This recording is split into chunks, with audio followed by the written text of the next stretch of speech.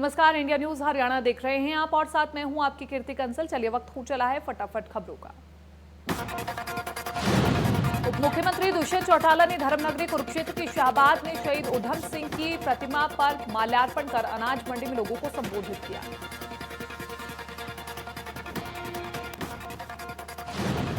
दुष्यंत ने कहा कि महिलाओं के लिए 50% आरक्षण का बिल आगामी विधानसभा सत्र में लाया जाएगा, जिसमें पंचायतों, जिला परिषद, ब्लॉक समिति चुनाव में 50% सीट महिलाओं के लिए आरक्षित होगी। दुष्यंत चौटाला ने कहा कि उनका ईमानदारी से काम करना विपक्षियों को रास नहीं आ रहा। दुखी वही लोग हैं जिनकी चोरियां जेजेपी बीजेपी सरकार रोक रही है और व्यवस्था को चुस्त दुरुस्त कर रही है। दुष्यंत ने कहा कि सरकार डिजिटलाइजेशन की तरफ कदम बढ़ा रही है। अगर संभव हुआ तो सेकेंडरी एजुकेशन में पढ़ने वाले बच्चों को सरकार स्मार्टफोन देगी। स्कूल खोलने को लेकर बोले कि केंद्र सरकार का कोई फैसला आता है तो प्रदेश सरकार भी निर्णय लेगी।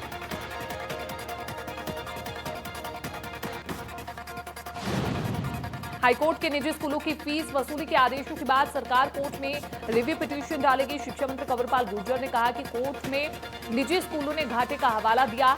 कोरोना के चलते अभिभावकों को भी नुकसान हुआ। कंवरपाल गुर्जर फरीदाबाद दौरे पर थे। इस दौरान उन्होंने शिक्षा के मामले में फरीदाबाद को करोड़ों की सौगात दी। गर्ल्स हॉस्टल का शिलान्यास किया। कहा कि प्रदेश के सभी सरकारी स्कूलों की 2 साल में सूरत बदल जाएगी। शिक्षा मंत्री ने दावा किया कि फिलहाल सरकारी स्कूलों में प्रदेश के 40% बच्चे पढ़ रहे हैं, लेकिन आने वाले दिनों में ज्यादातर बच्चे सरकारी स्कूलों में ही पढ़ेंगे। इस बार 1 लाख बच्चों ने सरकारी स्कूलों में एडमिशन करवाया। कंवरपाल गुर्जर ने गृह मंत्री अनिल विज और डिप्टी सीएम दुष्यंत चौटाला के बीच चल रही अनबन को लेकर के कहा कि कई बार विचार नहीं मिलते, इसलिए इस तरह के मामले आ जाते हैं। सरकार में सब कुछ ठीक है।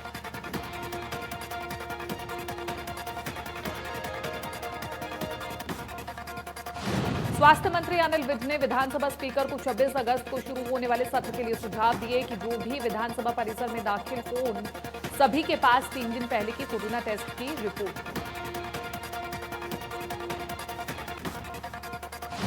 मंत्री हो, विधायक हो या फिर पत्रकार, स्टाफ सभी के लिए अनिवार्य कोविड-19 का टेस्ट जरूरी हो। सभी के जूते रैप करने के लिए मशीन लगाई जाए। स्वास्थ्य मंत्री ने ज्ञानचंद गुप्ता को फोन कर सुझाव दिए।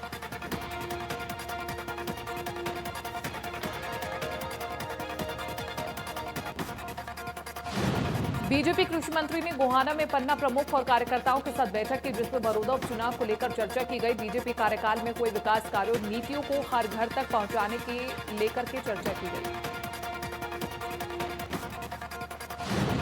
कृषि मंत्री ने बड़ौदा हल्के में कमल का फूल खिलने का दावा किया और प्रदेश में 2 बार बीजेपी की सरकार का बनना भ्रष्टाचार विरोधी नीति बताया।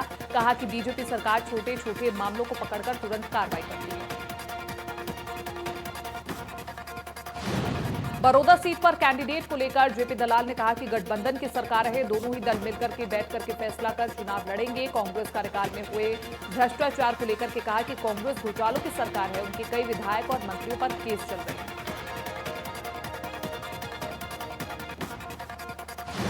डिजिटलाइजेशन को लेकर के जेपी दलाल ने कहा कि कोई भी नया काम शुरू करने पर शुरुआत में परेशानी जरूर आती है, लेकिन बाद में उसका फायदा जरूर मिलता है। स्वतंत्रता दिवस के अवसर पर हरियाणा के 12 पुलिस अधिकारियों को विशिष्ट सेवाओं के लिए राष्ट्रपति पुलिस पदक और सराहनीय सेवाओं के लिए पुलिस पदक से सम्मानित करने के लिए चुना गया। हरियाणा पुलिस के प्रवक्ता ने बताया कि एडीजीपी एएस चावला को विशिष्ट सेवाओं के लिए राष्ट्रपति पुलिस पदक से सम्मानित किया गया, जबकि 11 पुलिस अधिकारियों को सराहनीय सेवाओं के लिए पुलिस पदक से सम्मानित किया गया। डीजीपी मनोज यादव ने पुलिस पदक पाने वाले सभी पुलिस अधिकारियों को बधाई दी। कहा कि हरियाणा पुलिस के अधिकारियों के प्रयासों को राष्ट्रीय स्तर पर पहचान मिली, पुलिस बल के लिए गौरव की बात।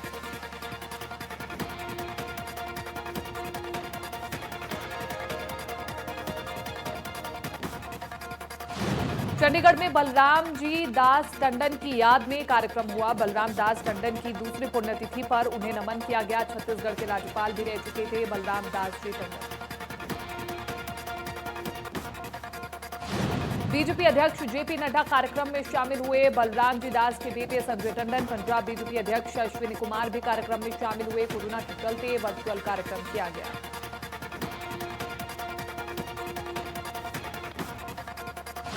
किसानों को अब नहीं जलानी पड़ेगी पराली। टोहाना में भारत सरकार से मान्यता प्राप्त पुण्य सीडर का हुआ शुभारंभ। पराली को जमीन में दबाकर बनाई जा सकेगी खाद। बता दें कि भूना रोड पर 12 मशीनें लगाई गई हैं, जिनका शुभारंभ विधायक देवेंद्र बबली ने किया।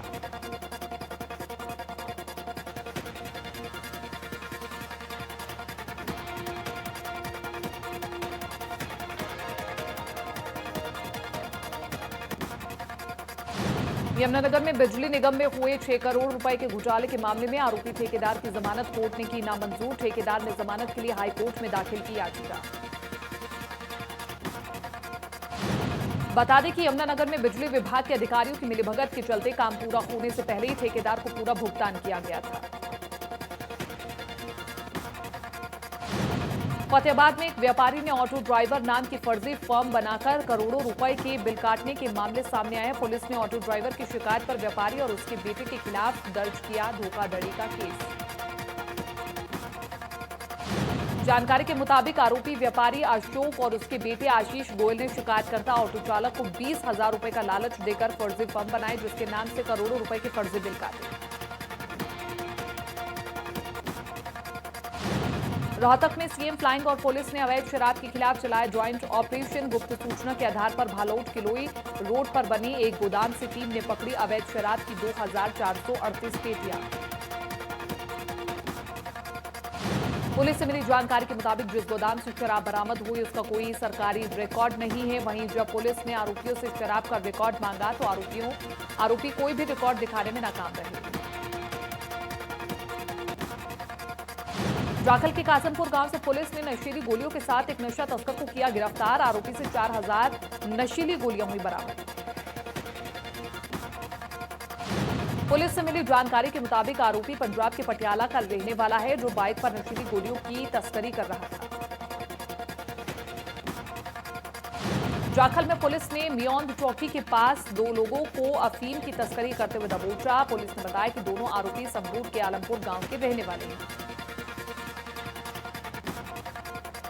पुलिस का कहने के मौके पर तैनात पुलिसकर्मियों ने शक के आधार पर एक गाड़ी को रोका, जिसमें तलाशी देने पर 90 ग्राम अफीम बरामद हुई। फिलहाल पुलिस ने आरोपियों के खिलाफ एनडीपीएस एक्ट के तहत मामला दर्ज किया है। फरीदाबाद के तेंगांव में हुए हत्याकांड में पुलिस ने बड़ा खुलासा किया है। पुलिस ने मुख्य आरोपी समेत शूटर को गिरफ्तार किया है। पुलिस ने बताया कि मृतका मोनिका की भाभी के भाई ने हत्याकांड की साजिश रची और मेरठ से 3 लोगों को बुलाकर के मोनिका और उसके पति सुखबीर की मौत को अंजाम दिया।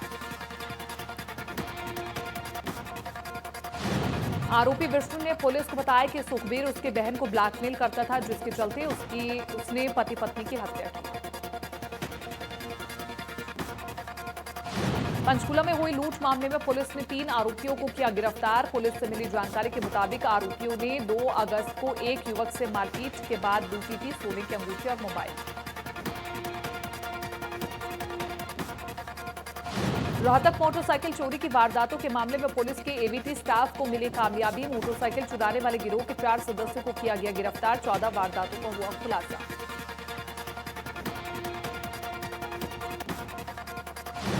पलवल में नाबालिग लड़की के साथ दुष्कर्म का मामला आया सामने। महिला थाना पुलिस ने पीड़िता नाबालिग लड़की की मां की शिकायत पर आरोपियों के खिलाफ मामला दर्ज कर एक आरोपी को किया गिरफ्तार। देश के कई राज्यों में एटीएम कार्ड का क्लोन तैयार कर ठगी करने वाले युवक को हांसी पुलिस ने किया गिरफ्तार। रिमांड के दौरान पुलिस ने आरोपी के कब्जे से 4 एटीएम कार्ड और 31,000 रुपए किए बरामद। पुलिस की पूछताछ में आरोपी युवक ने अकेले हरियाणा में करीब 25 वारदातें कबूली है। युवक पर पहले भी एटीएम ठगी का मामले दर्ज है और गुवाहाटी में गिरफ्तार हो चुका है। गैंग के बाकी लोगों के बारे में पुलिस को सुराग हाथ लगे। कुरुक्षेत्र के आकाश नगर में युवक पर दिन दहाड़े गोलियां चली, जिससे इलाके में सनसनी फैल गई। ये घटना सीसीटीवी कैमरे में कैद हो गई। युवक की हालत गंभीर है, उसे अस्पताल में भर्ती करवाया गया है। सीसीटीवी में कैद तस्वीरों में 2 हमलावर भागते हुए दिखाई दे रहे हैं। पुलिस ने बताया कि युवक यूपी के सहारनपुर के रहने वाले हैं और किराए के मकान में रहते हैं। पुरानी रंजिश के चलते युवक पर हमला किया गया। सिरसा के गांव नटार में सीवरेज में गिरे व्यक्ति काला सिंह की तलाश में जुटी एनडीआरएफ की टीम। सीवर हॉल खोदकर की जा रही है व्यक्ति की तलाश। बता दें कि गुरुवार को 2 व्यक्ति शिविर में गिर गए थे, जिसमें एक को तो बचवा लिया गया था, लेकिन दूसरा व्यक्ति अभी तक लापता है, जिसकी तलाश अभी जारी है। सिरसा जिला प्रशासन ने व्यक्ति की तलाश के लिए 11 ग्रामीणों की एक कमेटी बनाई है, जिसमें गांव के सरपंच, लापता व्यक्ति के परिजनों को शामिल किया गया है।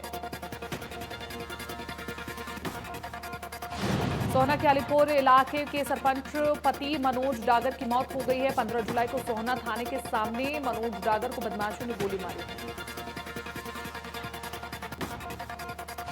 मनोज डागर का कई दिनों से मेदांता अस्पताल में इलाज चल रहा था और इस मामले में अपराध शाखा ने गैंगस्टर अशोक राठी के भाई नीशू को गिरफ्तार किया है। एलनाबाद क्षेत्र में बढ़ रही आपराधिक गतिविधियों को रोकने के लिए पुलिस ने भी अपना अभियान तेज कर दिया है। इस अभियान के तहत पुलिस ने कुल 3 बदमाशों को गिरफ्तार किया है, जिन्होंने एलनाबाद और अन्य थाना क्षेत्र में 3 वारदातों को करना स्वीकार किया है। 12 जुलाई को एलनाबाद शहर के वार्ड नंबर 2 में मारपीट की घटना हुई थी। पुलिस ने इस वारदात में शामिल 2 बदमाशों को गिरफ्तार करके कोर्ट में पेश किया, जहां से पुलिस ने उन्हें 1 दिन के रिमांड पर ले लिया है।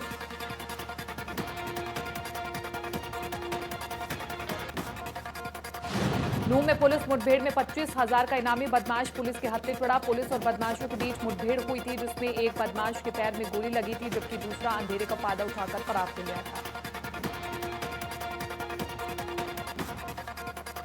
कुरुक्षेत्र के शाहबाद मारकंडा के शरीफगढ़ गांव के पास शराब से भरा कैंटर पलट गया, जिसमें अंग्रेजी शराब भरी हुई थी। जानकारी के मुताबिक कैंटर अंबाला से पानीपत जा रहा था। हादसे के बाद मौके पर पहुंची पुलिस ने सड़क पर यातायात को सुचारू करवाया। फिलहाल अभी तक इस बात का पता नहीं चला है कि ट्रक कैसे पलटा।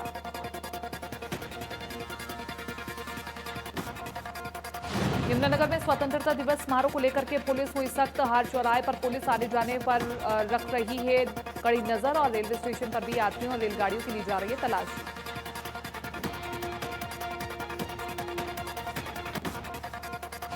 स्वतंत्रता दिवस को लेकर के प्रशासन पूरी तरह से सतर्क। गोला चुईका में पंजाब की सभी सीमाओं पर नाके लगाए गए। पंजाब से आने वाले सभी वाहनों की चेकिंग हो रही है। स्वतंत्रता दिवस समारोह में सांस्कृतिक कार्यक्रम नहीं होंगे। प्रशासन ने स्वतंत्रता दिवस समारोह कार्यक्रम स्थल पर बैरिकेडिंग की। अलग अलग जगहों पर नाकेबंदी कर मास्क नहीं लगाने और बेवजह घूमने वालों को चालान किए जा रहे हैं।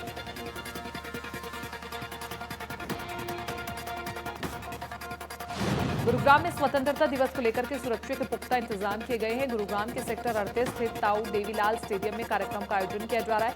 इस कार्यक्रम में उप मुख्यमंत्री दुष्यंत चौटाला मुख्य अतिथि के रूप में शिरकत करेंगे। सुरक्षा में किसी तरह की कोई चूक न हो, इसको ध्यान में रखते हुए गुरुग्राम पुलिस कमिश्नर की तरफ से सभी अधिकारियों को यह आदेश जारी किए गए कि सुरक्षा बेहतर हो और पुख्ता होनी चाहिए। गुरुग्राम में भारी और कमर्शियल वाहनों पर पूरी तरह से 15 अगस्त की रात पर रोक है। पंचगांव से ही सभी भारी वाहनों को केएमपी से डायवर्ट किया जाएगा, जिससे दिल्ली और गुरुग्राम के शहर के अंदर ये वाहन एंट्री न कर सके। कोरोना संकट के बीच अंबाला में होने वाले स्वतंत्रता दिवस कार्यक्रम को लेकर के फाइनल रिहर्सल की गई। आपको बता दें कि स्वतंत्रता दिवस पर विधानसभा अध्यक्ष ज्ञानचंद गुप्ता ध्वजारोहण कर परेड की सलामी लेंगे।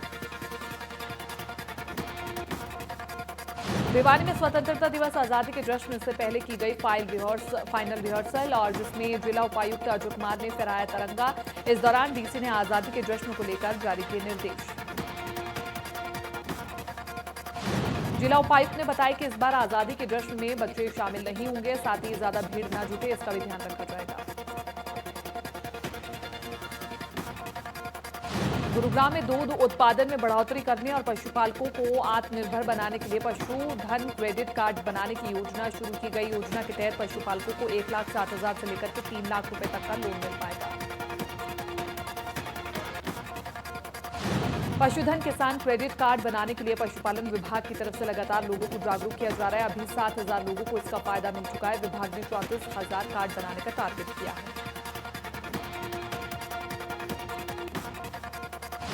हरियाणा में कोरोना की नहीं थम रही है रफ्तार। 24 घंटे में सामने आए 793 नए केस। प्रदेश में मरीजों का आंकड़ा हुआ 44,817। अब तक 511 मरीजों की गई जान। करनाल में हुआ कोरोना विस्फोट। एक साथ सामने आए 54 नए मामले। सभी मरीजों की ट्रेवल हिस्ट्री जानने में जुटा प्रशासन।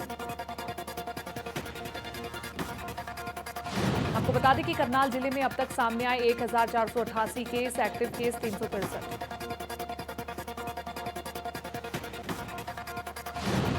सिरसा में कोरोना के 17 नए केस आए सामने, जिसमें से 15 केस ऐलनाबाद से मिले। 7 मरीजों को ठीक होने पर डिस्चार्ज किया गया। जिले में अब तक 723 केस मिल चुके हैं, जिसमें से 367 मरीज ठीक हो चुके हैं।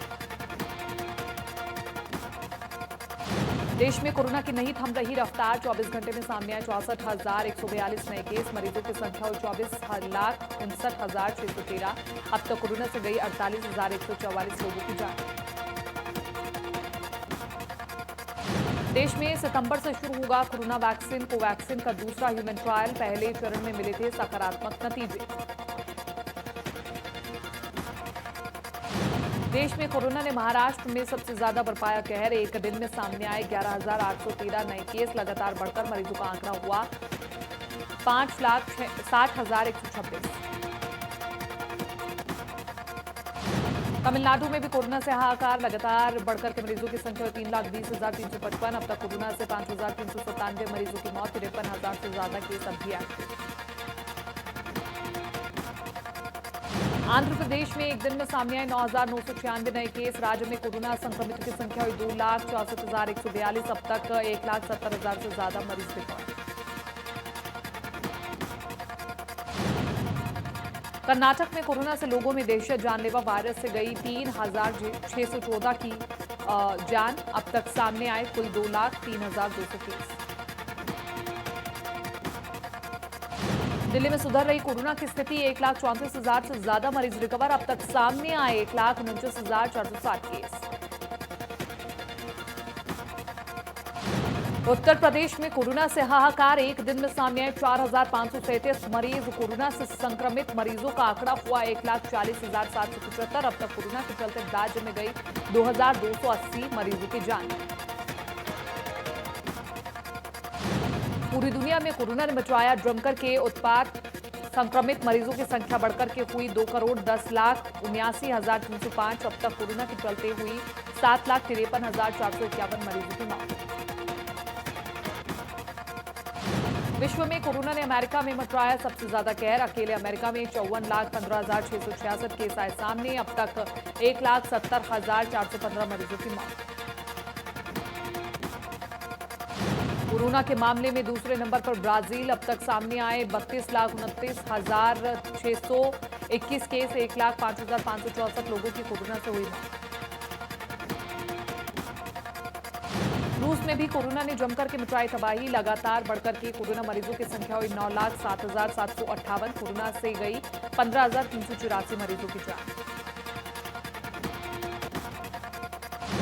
दक्षिण अफ्रीका में कोरोना जमकर के मचा रहा है कहर। कोरोना संक्रमितों की संख्या बढ़कर के हुई 5,72,865। अब तक 11,270 मरीजों की हुई मौत।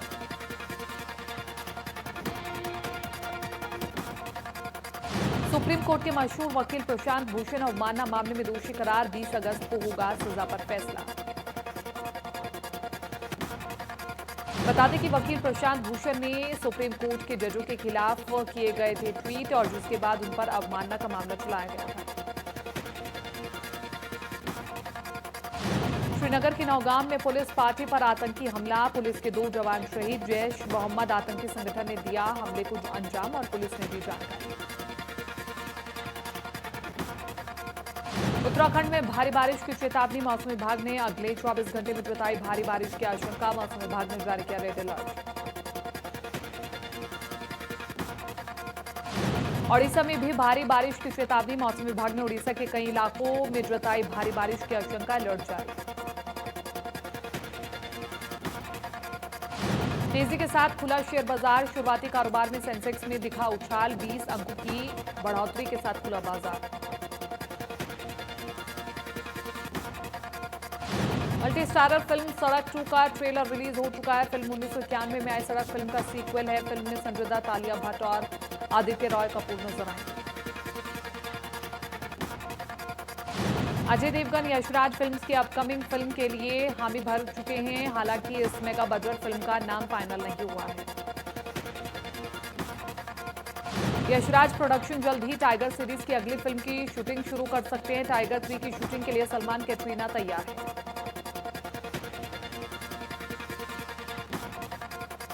विद्युत Jammwal starrer film Khuda Hafiz Disney Hotstar पर रिलीज हुई है। ये एक रोमांटिक एक्शन थ्रिलर फिल्म है। फिल्म में Vidyut Jamwal, Anu Kapoor, Shivaleeka Oberoi main lead role में। क्रिकेटर यजुवेंद्र चहल ने मशहूर यूट्यूबर डांसर धनाश्री वर्मा के साथ सगाई कर ली। धनाश्री वर्मा के डांस वीडियो आए दिन सोशल मीडिया पर जमकर के वायरल होते रहते हैं। बॉलीवुड की मशहूर एक्ट्रेस सारा अली खान सोशल मीडिया पर खूब एक्टिव रहती है। सारा अली खान का एक वीडियो भी सोशल मीडिया पर खूब सुर्खियां बटोरता नजर आ रहा है। वीडियो में सारा अली खान अपने भाई इब्राहिम अली खान के साथ साइकिलिंग करती नजर आ रही है। आवेश दरबार, नौरा फतेही और तुलसी कुमार का एक डांस वीडियो इन दिनों काफी वायरल हो रहा है। वीडियो में तीनों जबरदस्त अंदाज में उस साकी साकी गाने पर डांस करते हुए नजर आ रहे हैं। इस वीडियो को अब तक 42 मिलियन व्यूज मिल चुके हैं। सपना चौधरी का नया सॉन्ग तालिबान रिलीज होते ही सोशल मीडिया पर काफी तेजी से वायरल हो रहा है। सॉन्ग को अब तक यूट्यूब पर लगभग 4 लाख बार देखा जा चुका है। हिमांशु कोहली ने अपने पिता के साथ एक वीडियो इंस्टाग्राम पर शेयर किया है। इस वीडियो में हिमांशु के पिता उनके बालों की मालिश करते हुए नजर आ रहे हैं। पारस छाबड़ा और माहिरा शर्मा का लेटेस्ट सॉन्ग विंग रिलीज होते यूट्यूब पर धूम मचवा रहा है। सॉन्ग को अब तक 2 लाख से ज्यादा बार देखा जा चुका है।